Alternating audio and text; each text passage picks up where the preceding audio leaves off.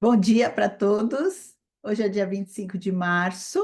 Vamos dar continuidade à ciência oculta e vamos recapitular o que nós lemos da última vez. Então, a gente, no dia, na semana anterior, a última, a gente falou da morte e o novo nascimento, né? E agora, nessa última, a gente falou basicamente da encarnação, né? Ele traz essa imagem da encarnação. Então, ele fala que quando a gente faz essa purificação do corpo astral, isso já vai conferir uma forma para a gente, né? E essa forma vai ser agregada ao novo corpo etérico e o corpo físico. E nessa forma vai ter tudo o que a gente precisa para nosso aperfeiçoamento aqui na Terra. Enquanto isso vai acontecendo, lá no mundo espiritual, a gente ainda tem uma consciência, né? A gente está no mundo espiritual, então a gente está consciente de tudo isso que a gente precisa para o nosso aprimoramento. A partir do momento que o corpo astral é formado, ele já se volta para fora, e daí ele precisa desse corpo etérico e esse corpo físico, e a gente perde então a memória, a gente fica inconsciente, né?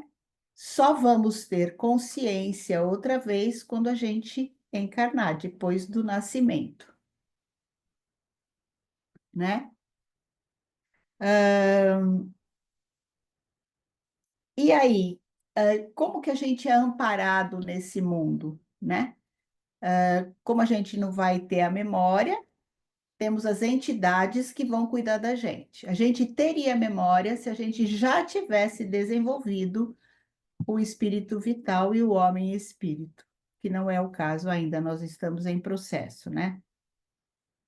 Agora é interessante que a gente também observa lá, não sei se a palavra é observar, mas assim, que o sofrimento que a gente causou a outras pessoas aqui na Terra, isso vai ser uma força para o nosso próprio desenvolvimento.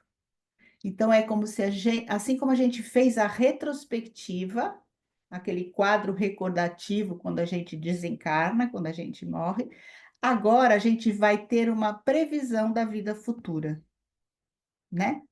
Nessa necessidade que a gente vai ter de melhorar, de se aperfeiçoar diante daquilo que a gente fez de mal para o outro, né?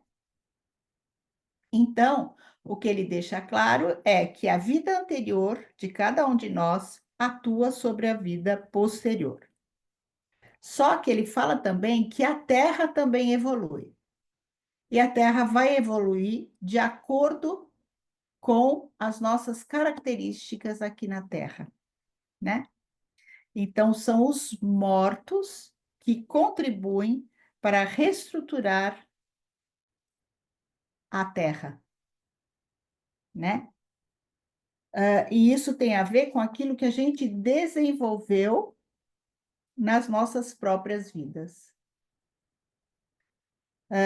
Então, assim, o plano físico é tecido pelo mundo espiritual, assim como a gente também interfere no plano espiritual. É uma via de duas mãos, pelo que a gente compreende.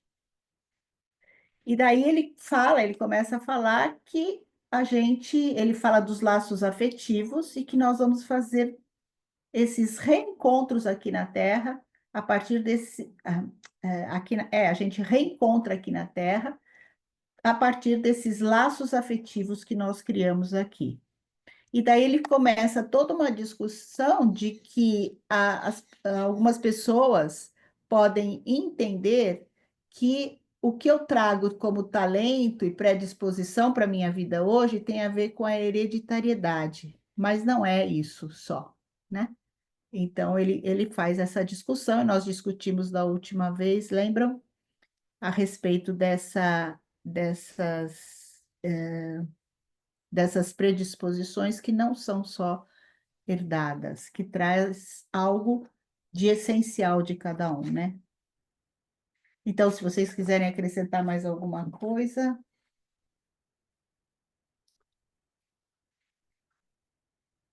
se não, continuamos. Quer falar alguma coisa, Cris? Então, vamos continuar? No meu, é página 94, o segundo parágrafo. No PDF é página 49, o penúltimo parágrafo. Obrigada. Então, vamos lá. Um pensar obscuro pode criar muita confusão nesse domínio. O pior acontece quando os portadores da primeira opinião são classificados pelos da segunda como inimigos daquilo que se baseia em fatos indubitáveis. Estes últimos, porém, não cogitam em absoluto de negar a veracidade ou validade de tais fatos. Estão absolutamente cônscios, por exemplo, de que determinado dom ou disposição espiritual transmite-se hereditariamente numa família e de que certas aptidões, quando somadas e combinadas num descendente, resultam numa personalidade marcante. Estão inteiramente dispostos a admitir que o nome mais notável raramente se encontra no início, e sim no final de uma linhagem sanguínea. Contudo, não se deveria levá-los a mal por serem obrigados a tirar disso conclusões muito diferentes daquelas obtidas por quem deseja permanecer no plano sensorial concreto. A este último tipo de pessoas cabe responder o seguinte: não há dúvida de que uma pessoa apresenta as características de seus antepassados, pois o elemento anímico espiritual que penetra na existência física pelo nascimento extrai sua corporalidade daquilo que a hereditariedade lhe oferece.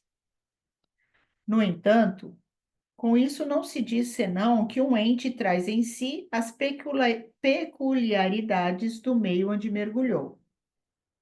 A comparação a seguir certamente é estranha e até trivial, mas a pessoa imparcial não negará ser válido dizer que o fato de um ser humano estar revestido das qualidades de seus antepassados atesta tão pouco a origem dessas qualidades quanto a natureza de um homem seria atestada pelo fato dele estar molhado por ter caído na água.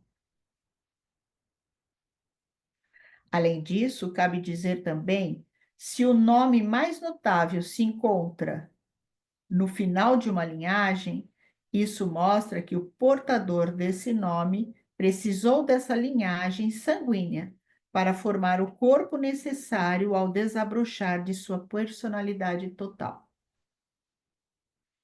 Isso, porém, absolutamente nada prova a respeito da hereditariedade do próprio elemento pessoal. Aliás, há uma lógica sadia, esse fato prova justamente o contrário. Na verdade, se as aptidões pessoais se transmitissem, deveriam estar no princípio da linha sanguínea e daí transmitir-se aos descendentes. Mas já que se encontram no final, isso é justamente prova de que não se transmitem.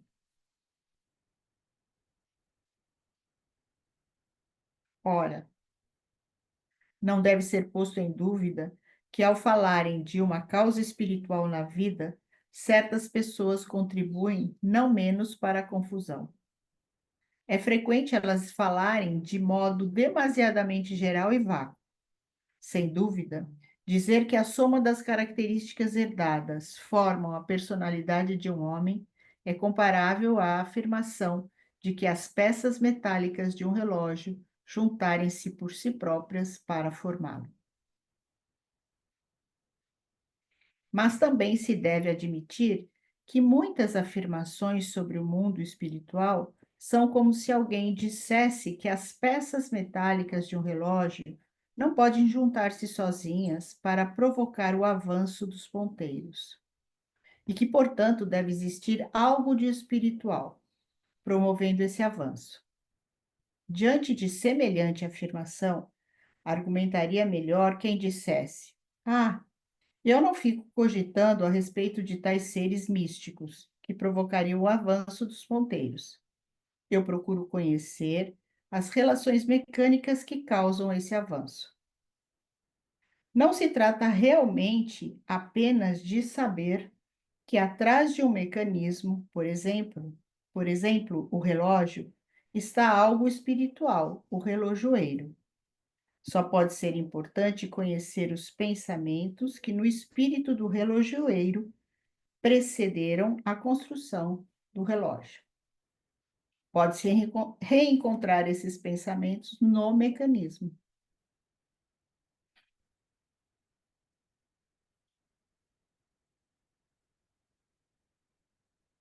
Todo simples devaneio e fantasia a respeito do suprassensível traz apenas confusão, pois é impróprio para contentar os opositores. Aliás, estes têm toda a razão ao dizer que tais alusões a seres suprassensíveis em nada estimulam a compreensão dos fatos. Sem dúvida, tais opositores podem dizer a mesma coisa contra as informações precisas da ciência oculta. Mas então podem ser indicados na vida manifesta os efeitos das causas espirituais ocultas. Pode ser dito o seguinte: suponha-se estar correto o que a pesquisa espiritual pretende ter averiguado pela observação, ou seja, que depois da morte o homem haja passado por um período de purificação, durante o qual tenha vivenciado animicamente que espécie de obstáculo representou para sua evolução progressiva certa ação praticada por ele numa vida anterior. No decorrer dessa experiência, nasce nele o impulso de reparar as consequências dessa ação. Ele traz consigo esse impulso para a sua nova existência. A presença desse impulso imprime em seu ser o traço que lhe possibilita efetuar a reparação. Observando um conjunto de impulsos dessa espécie, tem-se uma causa para o ambiente predestinado onde um ser humano venha a nascer.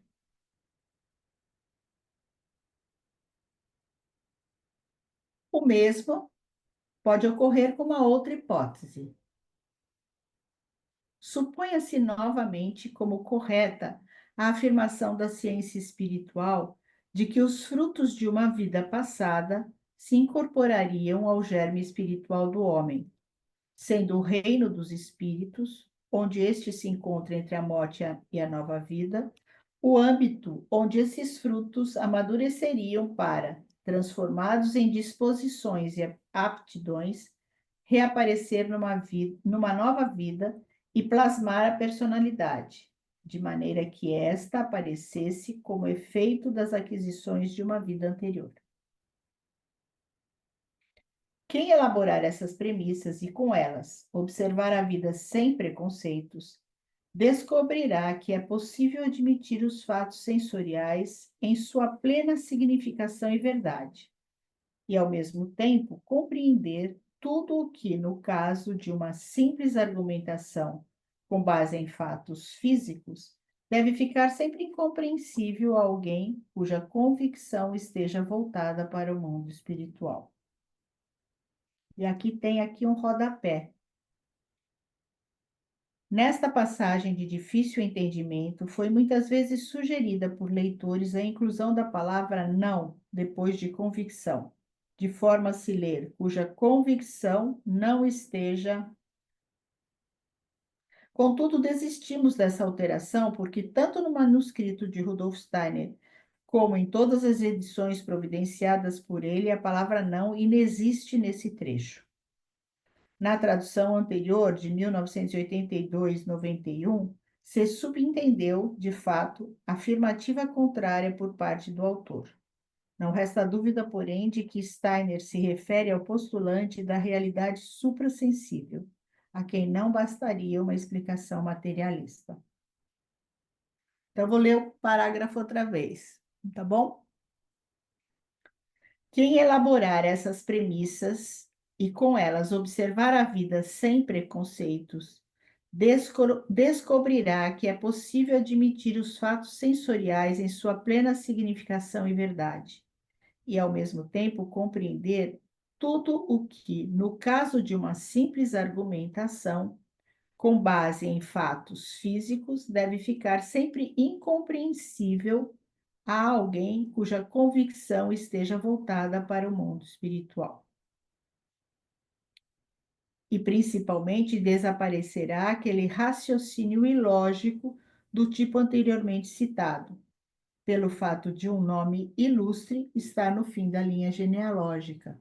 Seu portador deve ser herdado, seu portador deve ser herdado sua aptidão. A vida torna-se logicamente compreensível mediante os fatos suprassensoriais transmitidos pela ciência oculta. Tudo bem até aqui?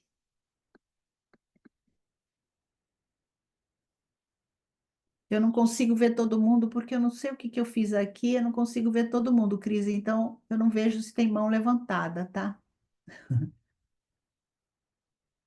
Você pôs no galeria? Eu pus, mas não está indo. Não sei por quê. Mas tudo bem. Você vê aí se tem? Ok. Muito bem. Quem busca escrupulosamente a verdade e sem experiência própria no mundo suprassensível, quer orientar-se corretamente nos fatos. Poderá ainda levantar uma objeção de peso. Pode ser objetado que seria inadmissível aceitar a existência de um fato qualquer, simplesmente por assim se poder explicar algo que, do contrário, é inexplicável.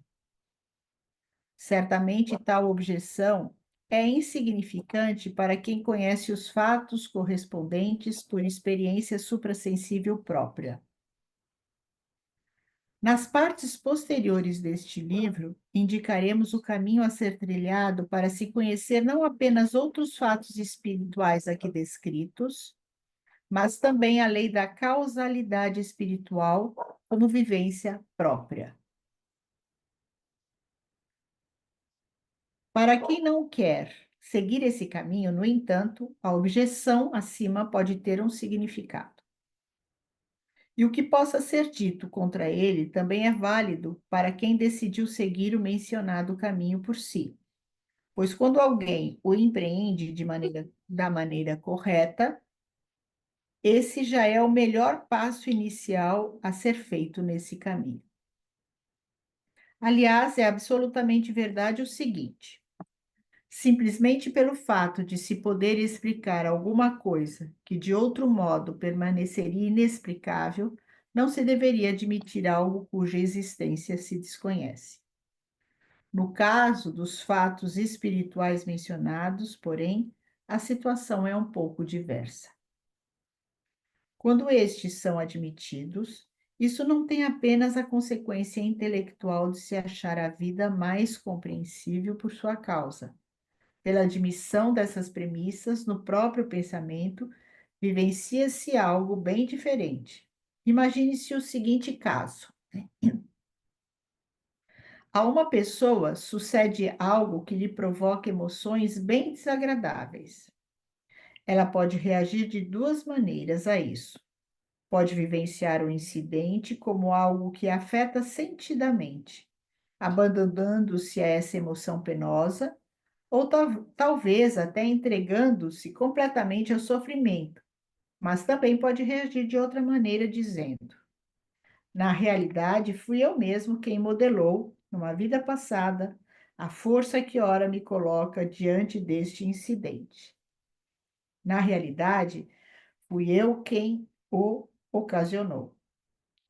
Então, pode despertar em si todas as emoções que tal pensamento pode originar.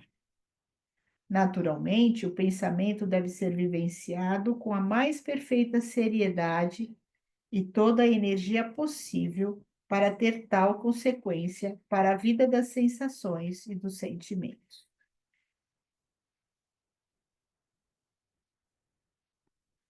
Quem conseguir isso terá uma experiência que se faz ilustrar melhor por uma analogia. Suponhamos que duas pessoas recebessem em mãos um bastão de lacre. Uma delas se entregaria a reflexões intelectuais acerca da essência íntima do lacre. Essas reflexões poderiam ser muito inteligentes, mas se essa natureza íntima não se evidenciasse por via alguma, alguém poderia tranquilamente objetar: isso não passa de devaneio. A outra pessoa, no entanto, esfrega o bastão com um pano e comprova que este passa a atrair pequenos objetos. Existe uma enorme diferença entre os pensamentos concebidos pela primeira pessoa e as reflexões da segunda. Os pensamentos da primeira não têm qualquer consequência efetiva. Os da segunda, porém, fizeram uma força.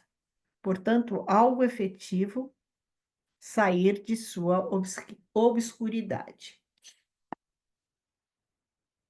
A mesma coisa ocorre com os pensamentos de uma pessoa que imagina ter engendrado em si, no decorrer de uma vida anterior, a força que a põe em presença de um acontecimento.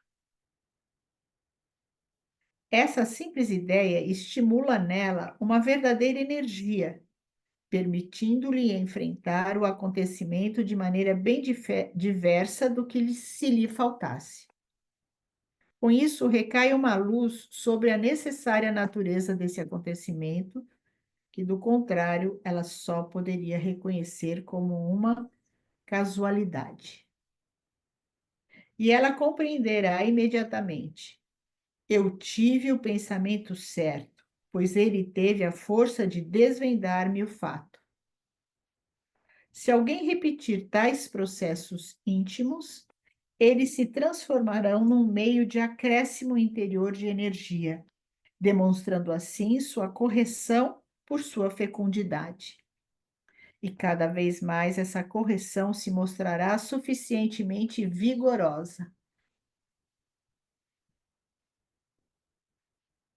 É num sentido espiritual, anímico e físico que tais processos atuam de modo salutar, estimulando a vida em todos os sentidos. O homem percebe que, por meio desses processos, está se integrando corretamente no contexto da vida, ao passo que, ao considerar apenas uma vida entre o nascimento e a morte, está se entregando a um delírio. O homem fica animicamente mais forte por meio do referido conhecimento.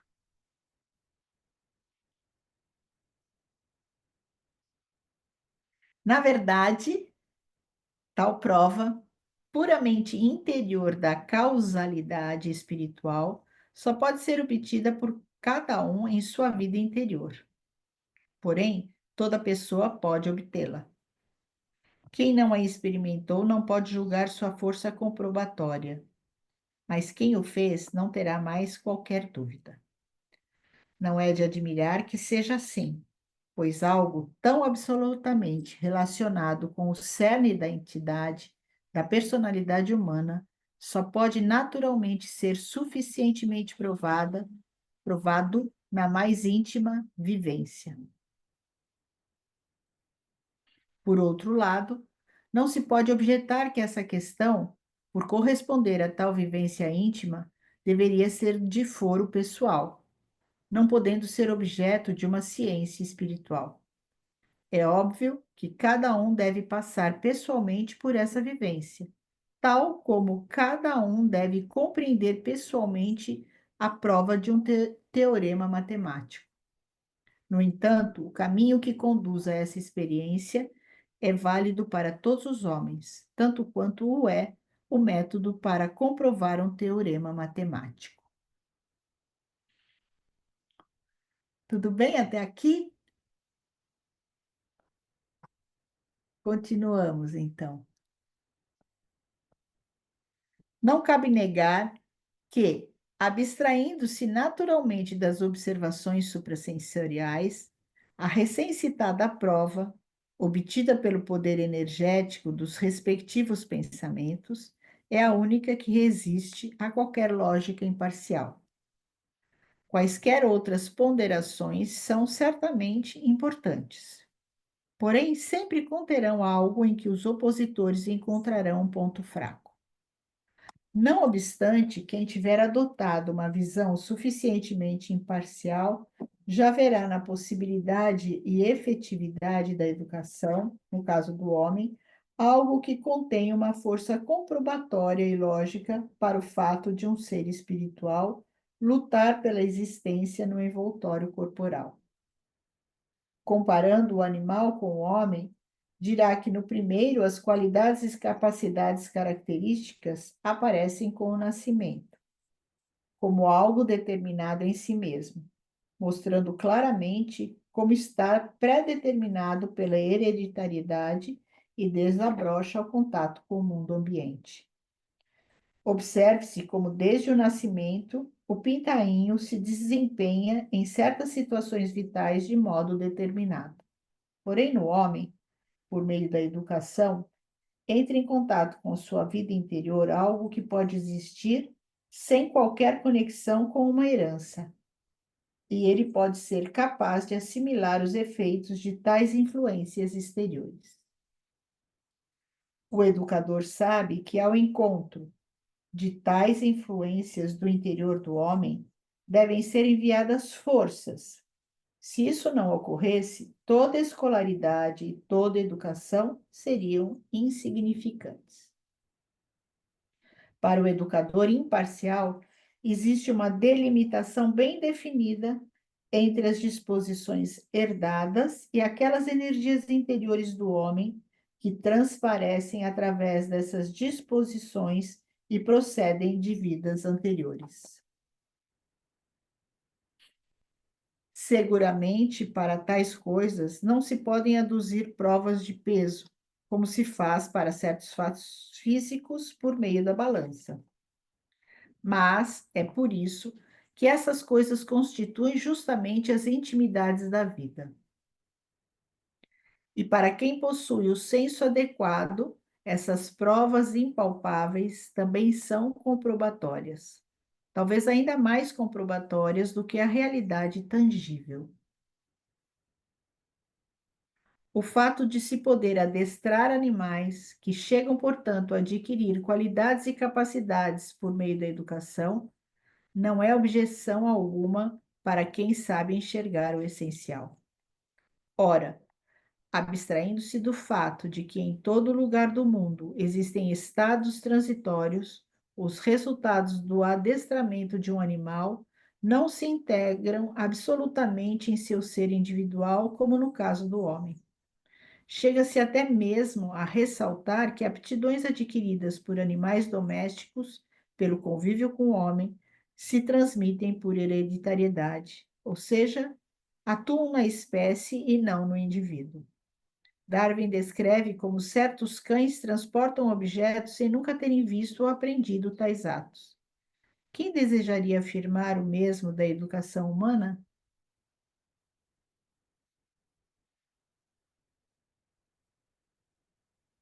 Ora, existem pensadores que, por suas observações, superam a opinião de que o ser humano teria sido estruturado do exterior por forças puramente hereditárias.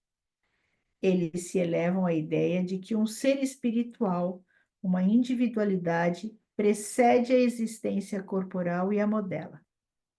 Muitos deles, porém, não encontram possibilidades de entender que existem vidas terrenas consecutivas e que, na existência intermediária entre as vidas, os frutos das vidas anteriores sejam forças coplasmadoras. Citemos um desses pensadores, Immanuel Hermann Fichte, que era um filósofo, editor da obra de seu pai, Johann Gottlieb Fichte. Filho do grande Fichte, apresenta em sua Antropologia, na página 528, a passagem seguinte que resume suas considerações. Os pais não são os progenitores no pleno sentido da palavra. Eles proporcionam a matéria orgânica e não apenas esta, mas ao mesmo tempo, aquele elemento intermediário sensório-emocional que se manifesta no temperamento, na índole específica, em certas particulares dos instintos e etc., cuja origem comum se nos manifestou como sendo a fantasia no amplo sentido indicado por nós. Em todos esses elementos da personalidade, são inequívocas a peculiar mistura e combinação das almas dos pais. Portanto, é perfeitamente justificado considerá-los como simples produto da procriação, sobretudo se decidíssemos conceber a procriação como um verdadeiro processo anímico.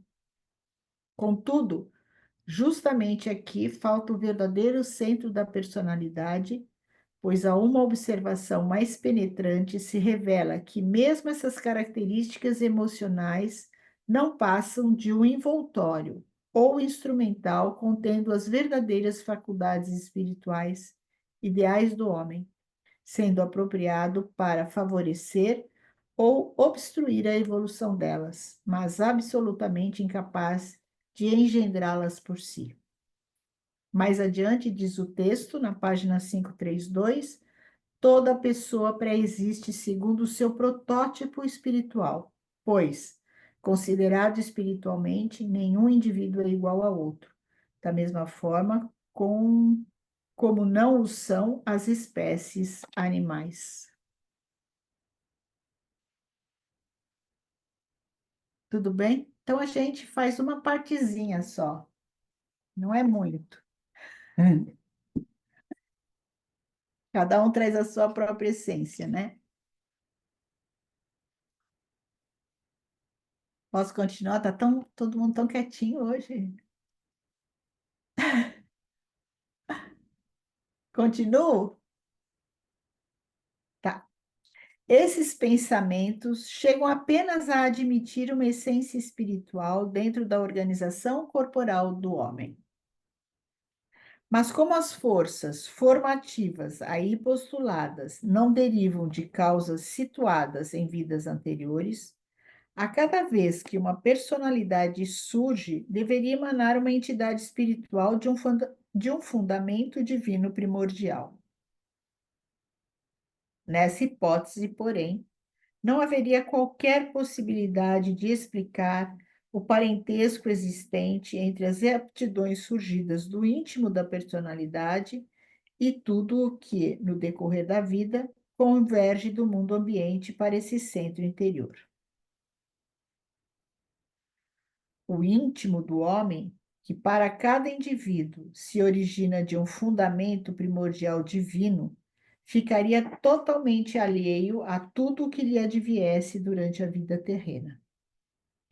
Só não seria o caso, e realmente não é, quando o íntimo humano já tivesse sido ligado ao elemento exterior por não estar vivendo nele pela primeira vez. O educador sem preconceitos pode convencer-se claramente do seguinte: dos resultados de vidas terrenas anteriores, estou oferecendo ao meu aluno algo que, embora seja alheio às suas aptidões herdadas, faz surgir nele a sensação de ter estado presente ao trabalho do qual procedem tais resultados. Só as sucessivas vidas terrenas, em combinação com os fatos do âmbito espiritual entre elas, expostos pela pesquisa do espírito, apenas isso tudo pode dar uma explicação satisfatória da vida da humanidade atual, observada sob todos os aspectos. Aqui é dito expressamente: humanidade atual, pois a pesquisa espiritual mostra que, na verdade, o ciclo das vidas terrenas teve um início e que, naquela época, existiam circunstâncias diferentes das atuais para a entrada do ser espiritual humano em seu envoltório corporal. Nos capítulos seguintes, remontaremos a esse estado primordial do ser humano. Depois que, com isso, pelos resultados da ciência oculta, tiver sido mostrado como esse ser humano recebeu sua forma atual em conexão com a evolução da Terra será indicado mais exatamente como o núcleo espiritual do homem, partindo de mundos suprassensoriais, penetra nos envoltórios corpóreos e como se forma a lei da causalidade, o destino humano. Terminamos este capítulo. Alguém quer comentar alguma coisa disso que a gente leu? Não? Uma coisa que me veio, assim, que eu estou aqui refletindo, é como a questão da liberdade já é anterior ao estarmos aqui, né? É como um impulso que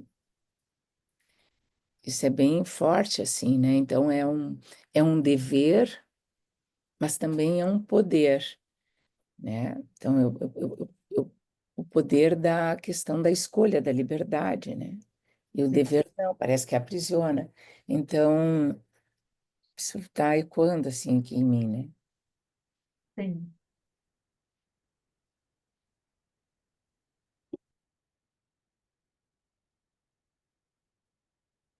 Mais alguém?